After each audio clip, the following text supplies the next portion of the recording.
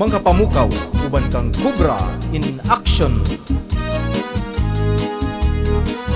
Niya na mga higala, mga kinahan nga programa, may police report of interviews, kahimtang sa panahon ng latest news. Diyaron sa linya ang atong pag-asa maktaan pinagi ni Sir Patrick Climaco. Sir Patrick, good morning. Good morning sa mga nato sa Ariel ug sa atong mga suking tigpaminaw ug mani ang atong pinaka-latest weather update para karong adlaw May 20, 2026. Ang easterlies or ang init nga hangin gikan sa dagat Pasipiko kay man siya padayon nga nakaapektar sa Southern Luzon and sa Visayas, and sa lain bahin wala tayo ginamonitor nga low pressure area sa sulod or sa gawas sa atong Philippine Area of Responsibility. Para po sa atong forecast weather condition din sa Visayas kay makasinarita o panagsamar umon ngadto sa manag-umon nga kalangitan inubanan aning katag-katag ng batulan pagpanugdog og kilat tungod ni ani easterlies, and tungod ni ani posibilita makasinati ani mga flash floods or landslides labi na sa mga kusog nga mga pag-ulan. And alang usab sa atong hangin ug karagatan din sa Kabisayan labi na diri sa Cebu kay kita makasinati og hinay ngadto sa kasarangan sa paghuro sa hangin gikan sa silangan, and ang atong karagatan kay malinawon pud ngadto sa kasarangan natong mga pagbalod.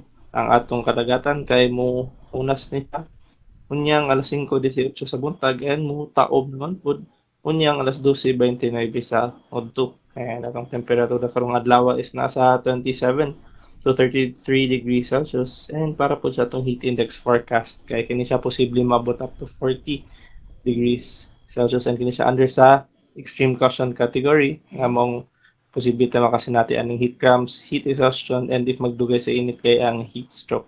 And para po dato ni malikayan kay mainom tag daghang tubig, magsulod tag yahay nga sinina, and mag-andam tag panangga sa init sama ng kalo, payong, and mag-sunscreen. Ang atong haring adlaw kay mo silang unyang alas 5:22 sa buntag and mo salop tumansad unyang alas 5:29 sa hapon.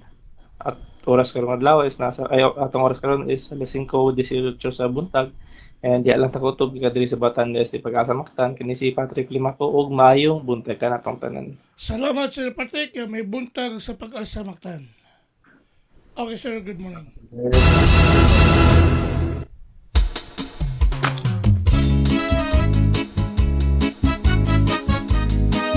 Inyo gadabate nga tundagan sa kahimtang sa panahon nining adlaw nga Miyerkules pizza 20 bulan sa Mayo tuig 2026. Pinagi ni Sir Patrick Climaco ang atong weather specialist gikan sa Pag-asa Mactan nga nagatong sa tungdagan sa kahimtang sa panahon.